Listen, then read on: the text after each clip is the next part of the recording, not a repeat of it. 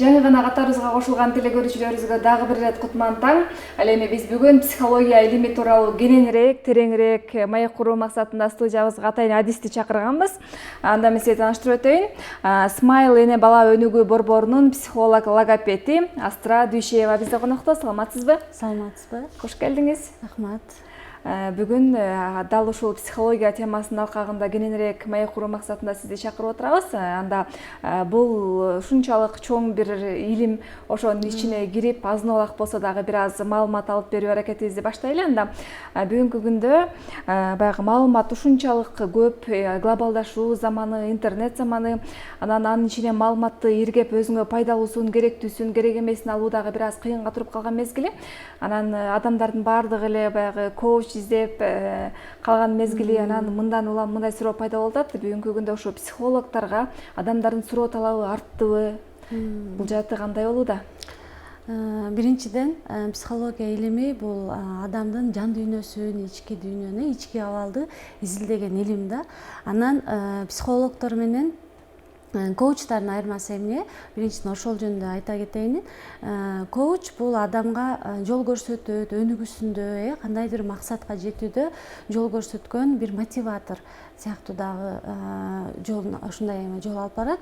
Ал эми психолог бул адамдын жан дүйнөсү менен, анын ички абалы менен иштеген ушундай бир чоң илим да.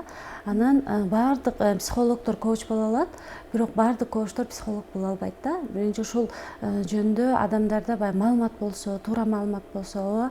Сиз айткандай азыркы учурда аябай көп маалымат болуп, бул психология бизге аябай жаңы келип, жаңы тааныш болуп, мурда деле болгон бул нерселер азыркы актуалдашты да бул нерсечи. Анан биз бул жерде маалыматтын көптүгүнөн психологдорго муктаждык эмес. Мен ойлойм, бизде психологиялык билими аз болгондуктан бизде изденүү көп болуп атат да. Эң биринчиден бул психология билимин кичинекей кезден калыптануусу керек да. Кичинекей кезден бул билим жөнүндө маалымат берип, бул билим жөнүндө маалымат бергенде адам ошондо жана интернеттен ылгап алганды, фильтрлеп алганды үйрөнөт эле да. Ата-эне бала үчүн баягы эң алгач баштапкы психологу десек дагы болот, себеп дегенде ата-эненин жүрүм турумун, анын кылган адаттарын, жөндөмүн көрүп анан бала калыптанат да. Ошол туура айтасыз, ошол калыптаныш керек да. Кичинекей кезинен туура калыптандырсак психология билимине, балдарда ушундай жанагы медиа грамотность деп коет го, ошону дагы медиадан туура маалымат ала алат эле да. Бала дагы азыркы учурдун чоңдору делечи, мен ошону сунуштайт элем да. Туура. Анан тажрыйбасы мол, ошо жеке мектептерде дагы атайын психолог болуп иштеп жүрөсүз. Анан ушундан улам мындай суроо бергим келип турат. Бүгүнкү күндө ушу балдардын ар кандай бир оор абалды, кырдаалды башынан өткөрүп атканын сиз көрүп эле баамдай аласызбы? Алар менен баарлашууда алдын алууга болобу? Бир ар кандай бир туура эмес жагдайларды, кесепеттерди? Ооба, сөзсүз түрдө алса болот, баамдаса болот. Азыркы учурда мен Зирек окуу тарбия комплексинде психолог логопед, андан тышкары Сапат билим берүү мекемесинде ошол жакта да психолог болуп иш алып барамын. Ал жакта мен өспүрүм балдар менен, кичинекей башталгыч класстын балдар менен иштешкенде бул нерсени көп байкайбыз да. Баланын жүрүм турумунан баланын психологиялык абалын байкаса болот, анын өзгөрүүлөрүн байкаса болот, анын коомго кылаткан мамилеси, өзүнө өзү жабынуу алуусу, замкнутость деп коет го, адамда баскан турганы, агрессивность пайда болгондо бала менен сүйлөшүүлөр жүргүзүлөт да. Сөзсүз түрдө баланын сырткы жүрүм турумунан баланын ички абалын байкасак болот да. Ошол эле учурда алар окууга болгон кызыгуусу дагы кетип калат болуш керек бир аз, окууга болгон кызыгуусу. Ооба, туура айтасыз. Окууга болгон кызыгуусу кетет, ата-энеси менен конфликт болот, же болбосо баягы шалдырап балачы, ушундай бир чоңдор менен баарлашууда дагы өзүнүн ички абалын бала билдире алат да. Мындай сырттан сүйлөбөгөн абалда деле баланы жүрүм турумунан байкаса болот. Анан ушу психология багыты бул кулк мүнөз адамдардын жүрүм турумун изилдеп атпайбы? Анан демек муну бир ден соолугубуздун бир бөлүгү, багыты карасак болобу? ооба, сөзсүз түрдө болот. Анткени деген биздин ички абалыбыз оңолгондо биздин физикалык абалыбыз дагы оңолот да. Мисалы үчүн айтсак, бир рак оорусун айтсак, рак оорусун Европада мисалы үчүн адамдар рак болгондо алар деген мен рак экенмин, анда мен кандай деп алар сөзсүз түрдө психологдор менен иштешип, алар сразу эле ички абалы менен иштеп башташат да. Ошол учурда дары жактарында ичип, ички абалы менен иштеп башташат. Алардын жеңип кетүү жанагы эмеси оңоюраак болот да. Адам ички абалы менен, өзүнүн эмоцияларын башкара алуу менен адам өзүнүн ушундай рактарды жеңсе болот да. Ал эми биздин Кыргызстанда мисалы раксың десе, значит мен өлөт экенмин деп адам сразу өлүмгө даярданып баштайт да. Жашоого эмес, өлүмгө даярданып баштайт да. Ошондуктан биздин ички абалыбыз, биздин ички психологиялык алсыздыгыбыз бизди баягы оорусту күчөтүп салышы мүмкүн да. Биз канчалык психологиялык абалыбыз, ички абалыбыз канчалык көп болгон сайын, ошончолук биз дагы көптөгөн ооруларды жеңе алабыз да. Анан сизге көбүнчө канча жаш курактагы адамдар кандай көйгөйлөр менен кайрылышат? Мен өзүм аялдардын жана балдардын психологу болгонуна байланыштуу мага аялдар жана балдар кайрылышат да. Мен көбүнчөсү өспүрүм курактагы балдар менен аябай жакшы тил табышып, ошол багыт менен көп кетемин.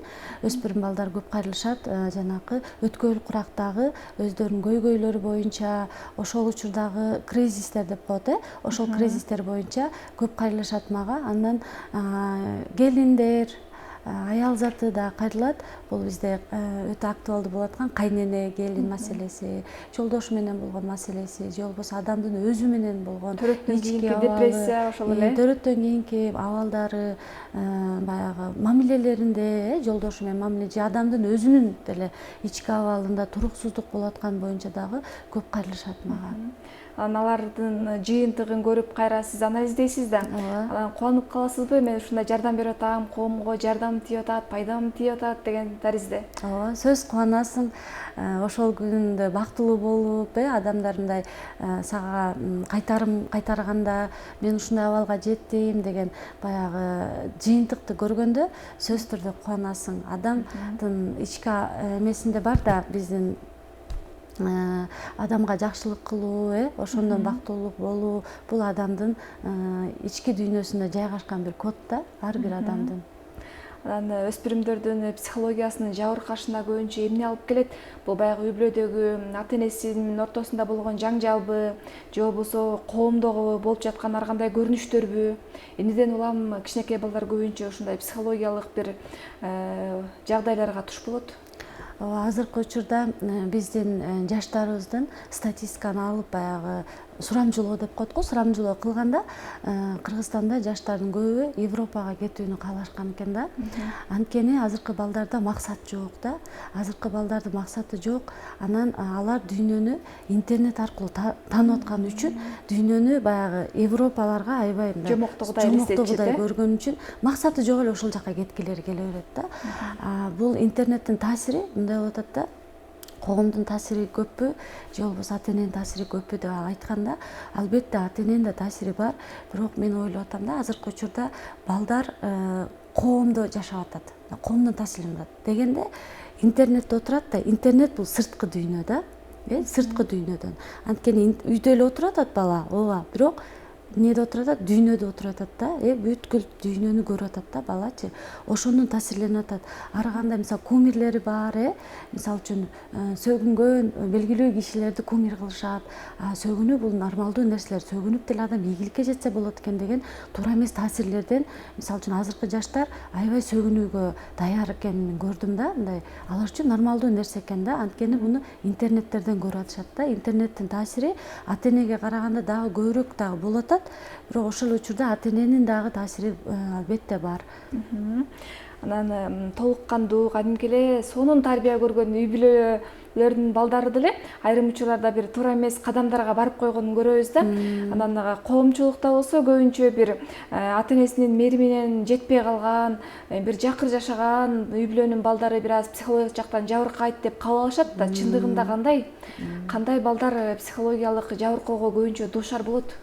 ооба толук кандуу үй бүлөлөр дагы балдары бул психологиялык жабырканышат да.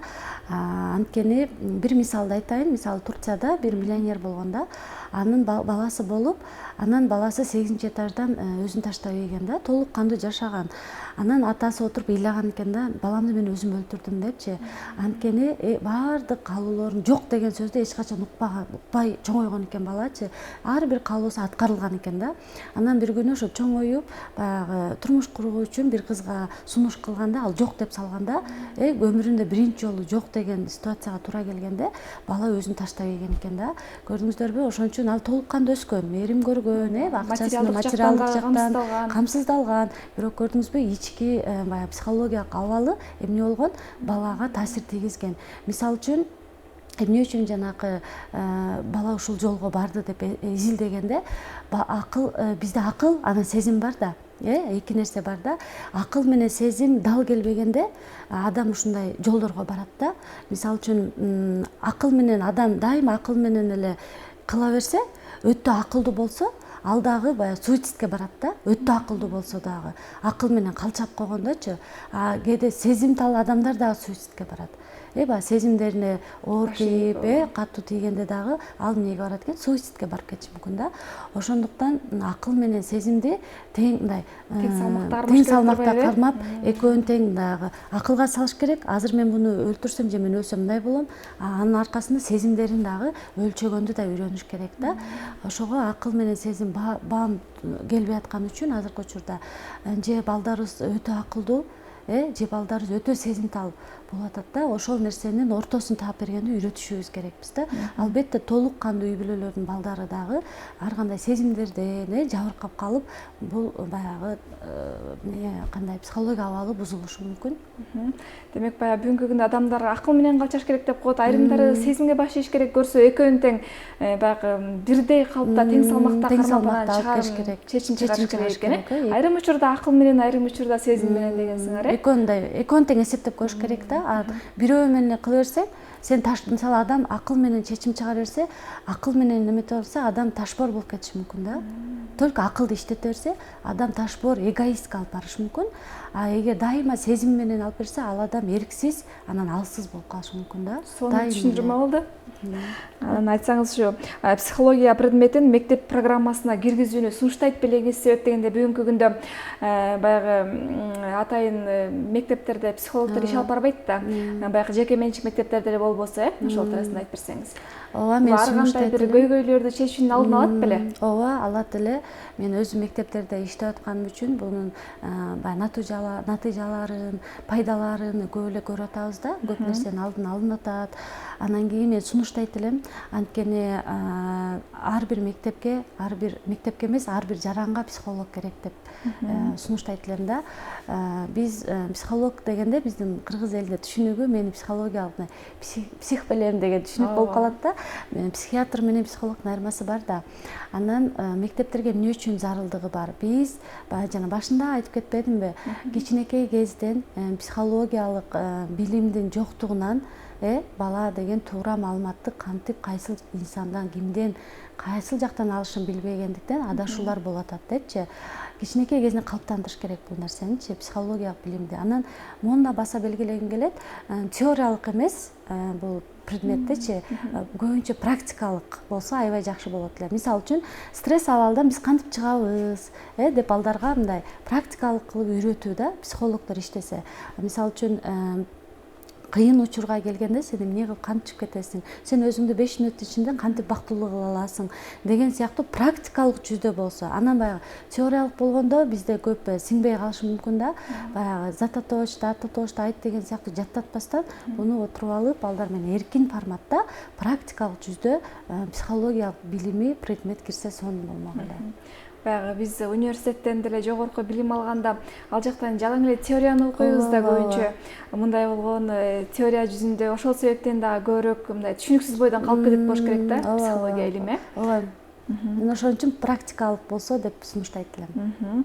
Анан ушу көбүнчө суицидке же болбосо бир ар кандай кылмыштын өзгөчө оор түрлөрүнө барып жаткан жарандардын ичинде болгон таарынычы барбы, же бул акыл менен жасайбы? Буну кандай түшүндүрсөк болот? Мисалы өзгөчө акыркы учурларда бир аял затына болгон зордук, зомбулуктун бир жеткен чегин көрүп атабыз го. Ошол адамдар психологиялык жабыркаган адамдарбы, же болбосо алар өзүнүн эгосун бийигирээк коебу? Эмне себептен ушундай кадамга барып жатышат? Көбүнчө жана мен айтып кеткендей, адам акыл менен эме болот да, баягы акылга салганда, эгосуна салганда деп атпайсызбы, ошо акыл көп эле аябай эле акылдуу боло берсе, бул эго алып келет да адамды. Бул мени басынтып койду, азыр мондай болгондо мен мондай болуп калдым деген акылга салып туруп адам өзү суицидке барышы мүмкүн. Же болбосо аябай сезимдер менен чечим чыгарганда бул алсыз болуп, адам өзүнчө баягы коргоосуз болуп, өзүн эч ким аны колдобой аткандай бир эрксиз абалга жеткенде адам ошол жолго барат да. Өзүн жалгыз сезгенде, көрсөтпөйбү, ички абал бул өтө маанилүү да. Өтө маанилүү. Биз ички абалыбызды аябай жакшы өстүрүшүбүз керекпиз. Биздин өнүгүп өсүшүбүздө бул ички абалыбыз, биздин жашоодо биздин ички абалыбыз өтө маанилүү нерселер да, чечимдерибиз. Көбүнчө баягы кыздар, айымдар эмоционалдуу келип, анан ички жан дүйнөсүн айтып берип, бир аз өнүгүп кеткендей сезим калтырат да мага, эркек балдарга караганда. Мырзалар көбүнчө баягы карманышып, биз барбашыбыз керек, иштешибиз керек деген сыңары бир аз биз күчтүүбүз, эрктүүбүз деп болуп туруп, анан аягында ушундай бир аянычтуу жагдайлар туш келип калат. Бул нерсе тилекке каршы аябай өсүүдө, көбөйүп кетип атат бул нерсечи. Мунун алдын алуу үчүн сиз дагы туура бир маселени козгодуңуз. Мектепте балдарга практикалык жүздө бул психология билими берилиш керек да. Балдар буну мектептен үйрөнсө, анан бул чоңойгондо бул турмушка аттанат да балдарчы. Ошондо абалдардан оңой чыгууну баягы үйрөнүп калат эле да. Анан жанагы боюнча жок деп айтууну, кабыл алууну ошол эле жок деп айтканды. Ооба, бала деген билиш керек да. Баягы жок дегенди билиш керек, ысыктуу, суукту, башка адамдын оюндагы сыйлаганы, анын чечимин түшүнүүнү, кабыл алууну, адамдын абалын түшүнгөндө эмпатия деген нерселер бар да. Анан сезимдерди дагы айырмалай албай калышат да. Мисалы сүйүүбү же жактыруубу деп азыркы учурда көп өспүрүмдөр жактыруу башка, бул сүйүү башка нерсе да. Мисалы мен мага келген өспүрүмдөргө ушул жөнүндө маалыматтарды берем. Сүйүп, сезимдери менен жабыркап калышат да, анан ошондо үйрөтөмүн да балдаргачы. Ошондой сыяктуу бир сабактар кирсе аябай жакшы болот эле да. Бул сабак негизи Зирек мектебинде берилет. Soft skills деп бизде Зирек мектепте бул сабак кирет да. Мына психология багыты дагы жыл сайын улам жаңыланып, жаңы толуктоолор, ошол эле учурда сиз дагы билимиңизди улам жаңылап, тереңдетип турсаңыз керек. Ооба, сөзсүз түрдө баягы кыргызда макал бар го, 50 жылда эл жаңырат депчи, 100 жылда жер жаңырат деген сыяктуу. Негизи дүйнөдө канча адам болсо ошончо психология бар.